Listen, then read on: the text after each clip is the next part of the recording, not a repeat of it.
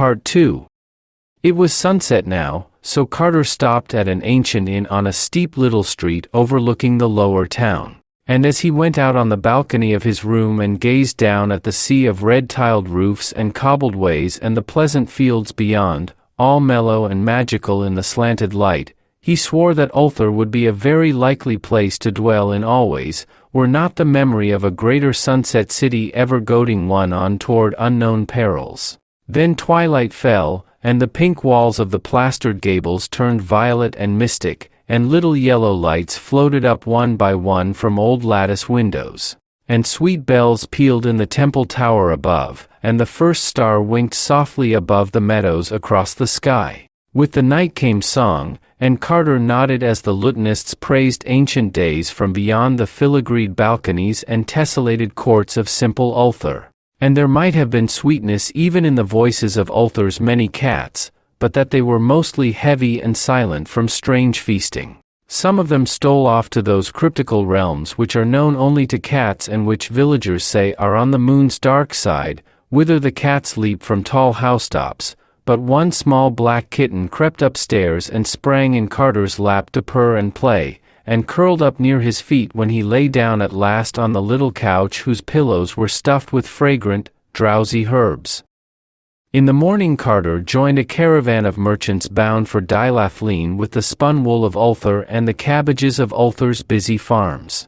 And for 6 days they rode with tinkling bells on the smooth road beside the sky, stopping some nights at the inns of little quaint fishing towns, and on other nights camping under the stars while snatches of boatmen's songs came from the placid river. The country was very beautiful, with green hedges and groves and picturesque peaked cottages and octagonal windmills.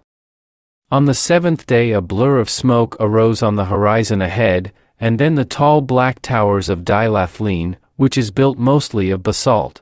Dilathleen with its thin angular towers looks in the distance like a bit of the Giant's Causeway, and its streets are dark and uninviting. There are many dismal sea taverns near the myriad wharves, and all the town is thronged with the strange seamen of every land on earth and of a few which are said to be not on earth. Carter questioned the oddly robed men of that city about the peak of Ngrannek on the Isle of Oriab, and found that they knew of it well. Ships came from Baharna on that island, one being due to return thither in only a month, and Ngrannek is but 2 days' zebra ride from that port. But few had seen the stone face of the god, because it is on a very difficult side of Ngrannek, which overlooks only sheer crags and a valley of sinister lava. Once the gods were angered with men on that side, and spoke of the matter to the other gods. It was hard to get this information from the traders and sailors in Dilathleen sea taverns, because they mostly preferred to whisper of the black galleys. One of them was due in a week with rubies from its unknown shore, and the townsfolk dreaded to see it dock. The mouths of the men who came from it to trade were too wide, and the way their turbans were humped up in 2 points above their foreheads was in especially bad taste, and their shoes were the shortest and queerest ever seen in the 6 kingdoms. But worst of all was the matter of the unseen rowers. Those 3 banks of oars moved too briskly and accurately and vigorously to be comfortable, and it was not right for a ship to stay in port for weeks while the merchants traded, yet to give no glimpse of its crew. It was not fair to the tavern keepers of Dilathleen, or to the grocers and butchers, either, for not a scrap of provisions was ever sent aboard. The merchants took only gold and stout black slaves from Parg across the river. That was all they ever took. Those unpleasantly featured merchants and their unseen rowers never anything from the butchers and grocers, but only gold and the fat black men of Parg whom they bought by the pound. And the odors from those galleys which the south wind blew in from the wharves are not to be described. Only by constantly smoking strong thagweed could even the hardiest denizen of the old sea taverns bear them.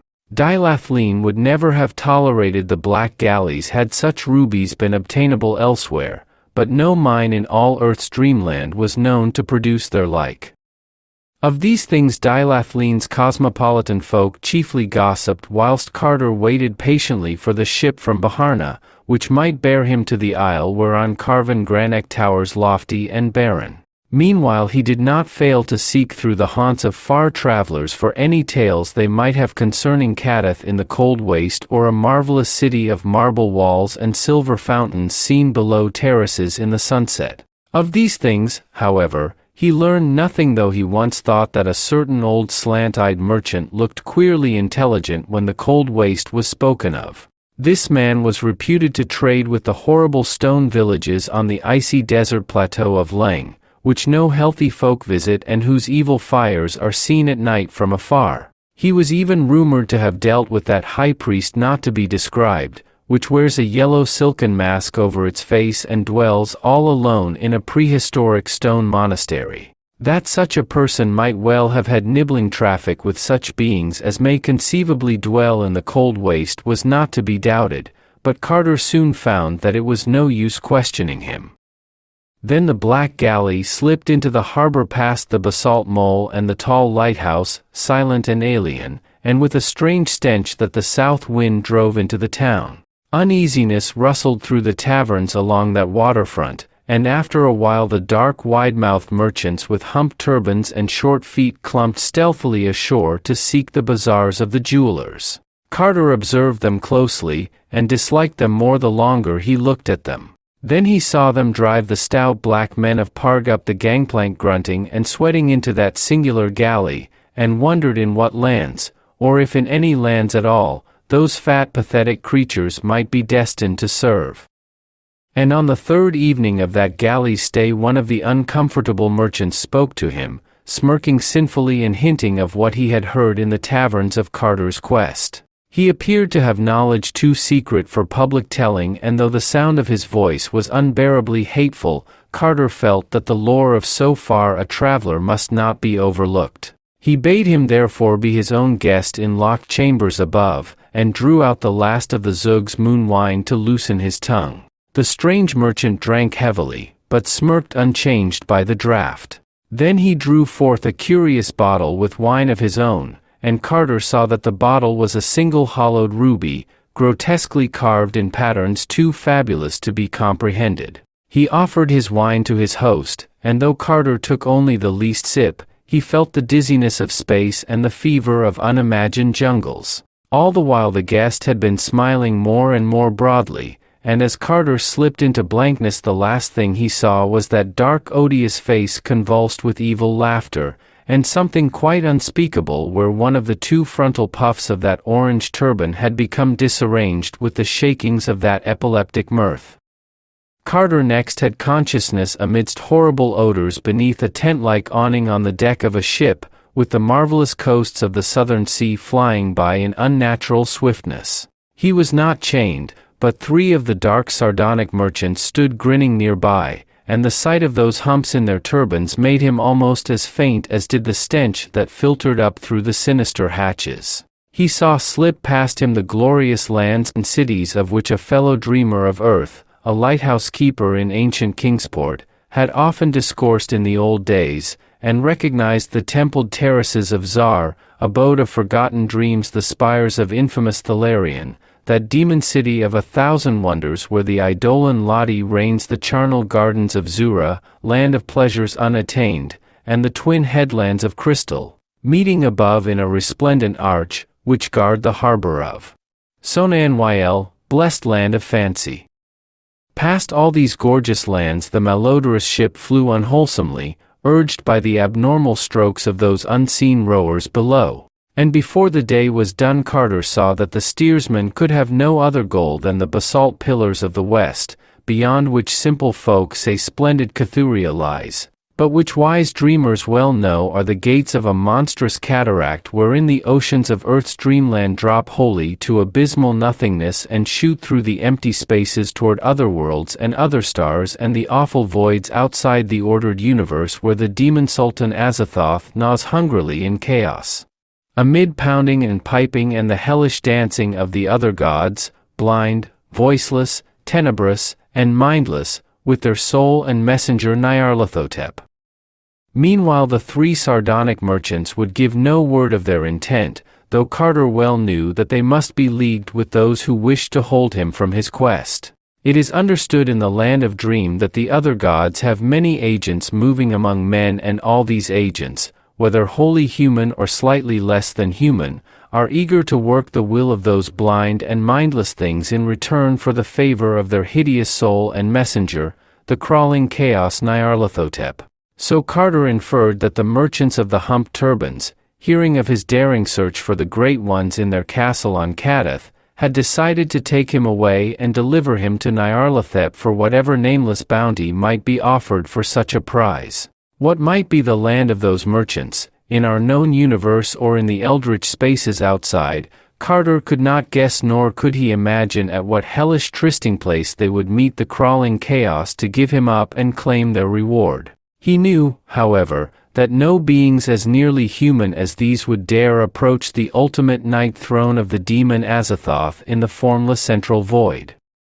At the set of sun the merchants licked their excessively wide lips and glared hungrily, and one of them went below and returned from some hidden and offensive cabin with a pot and basket of plates. Then they squatted close together beneath the awning and ate the smoking meat that was passed around. But when they gave Carter a portion, he found something very terrible in the size and shape of it, so that he turned even paler than before and cast that portion into the sea when no eye was on him. And again he thought of those unseen rowers beneath, and of the suspicious nourishment from which their far too mechanical strength was derived.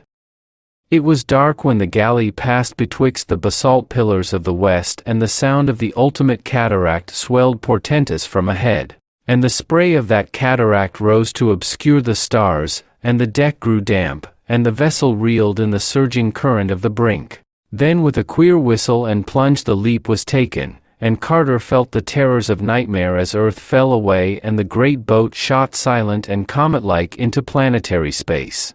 Never before had he known what shapeless black things lurk and caper and flounder all through the ether, leering and grinning at such voyagers as may pass, and sometimes feeling about with slimy paws when some moving object excites their curiosity. These are the nameless larvae of the other gods, and like them are blind and without mind, and possessed of singular hungers and thirsts.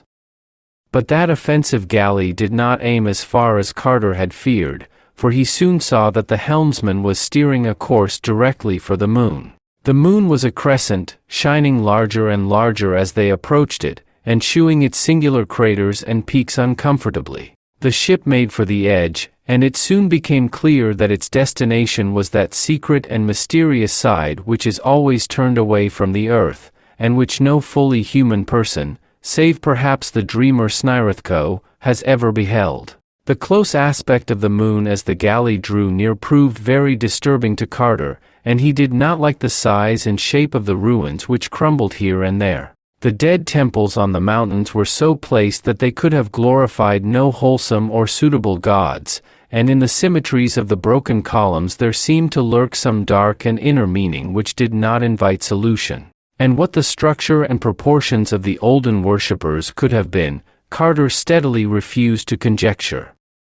When the ship rounded the edge, and sailed over those lands unseen by man, there appeared in the queer landscape certain signs of life, and Carter saw many low, broad, round cottages in fields of grotesque whitish fungi.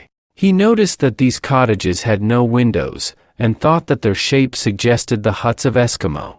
Then he glimpsed the oily waves of a sluggish sea, and knew that the voyage was once more to be by water, or at least through some liquid.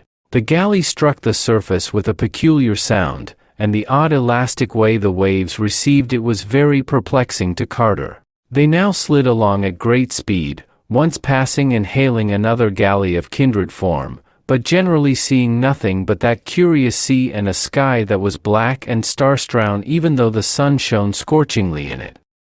There presently rose ahead the jagged hills of a leprous-looking coast, and Carter saw the thick unpleasant gray towers of a city. The way they leaned and bent, the manner in which they were clustered, and the fact that they had no windows at all, was very disturbing to the prisoner, and he bitterly mourned the folly which had made him sip the curious wine of that merchant with the humped turban. As the coast drew nearer, and the hideous stench of that city grew stronger, he saw upon the jagged hills many forests, some of whose trees he recognized as akin to that solitary moon tree in the enchanted wood of earth, from whose sap the small brown zugs ferment their peculiar wine. Carter could now distinguish moving figures on the noisome wharves ahead, and the better he saw them the worse he began to fear and detest them, for they were not men at all, or even approximately men, but great grayish-white slippery things which could expand and contract at will, and whose principal shape, though it often changed, was that of a sort of toad without any eyes, but with a curiously vibrating mass of short pink tentacles on the end of its blunt, vague snout. These objects were waddling busily about the wharves, moving bales and crates and boxes with preternatural strength, and now and then hopping on or off some anchored galley with long oars in their fore paws.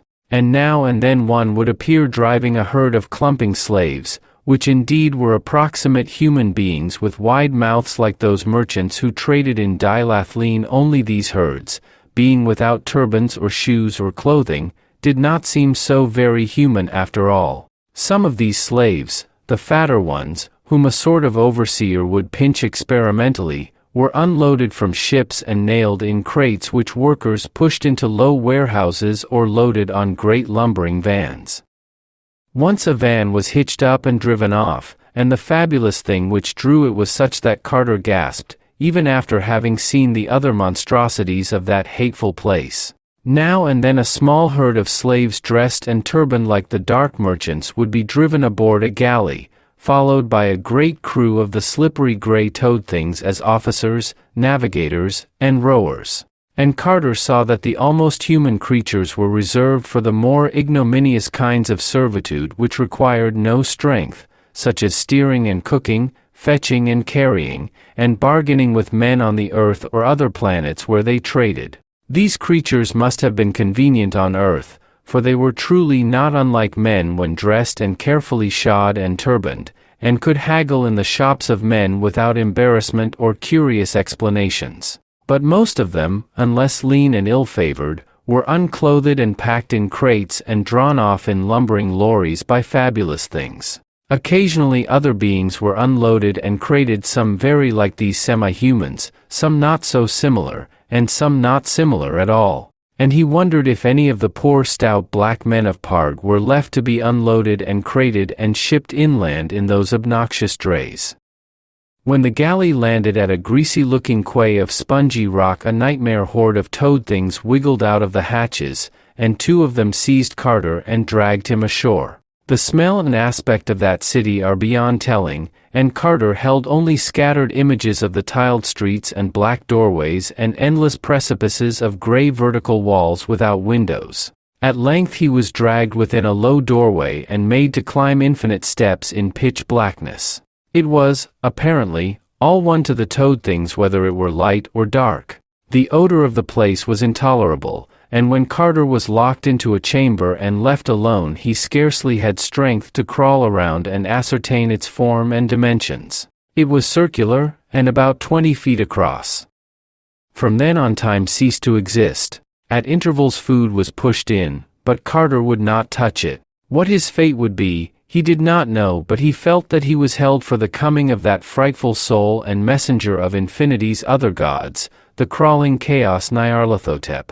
Finally, after an unguessed span of hours or days, the great stone door swung wide again and Carter was shoved down the stairs and out into the red-litten streets of that fearsome city. It was night on the moon, and all through the town were stationed slaves bearing torches.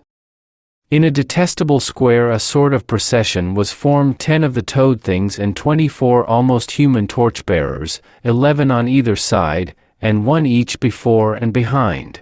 Carter was placed in the middle of the line, 5 toad things ahead and 5 behind, and 1 almost human torchbearer on each side of him. Certain of the toad things produced disgustingly carven flutes of ivory and made loathsome sounds. To that hellish piping the column advanced out of the tiled streets and into night plains of obscene fungi, soon commencing to climb one of the lower and more gradual hills that lay behind the city. That on some frightful slope or blasphemous plateau the crawling chaos waited, Carter could not doubt, and he wished that the suspense might soon be over.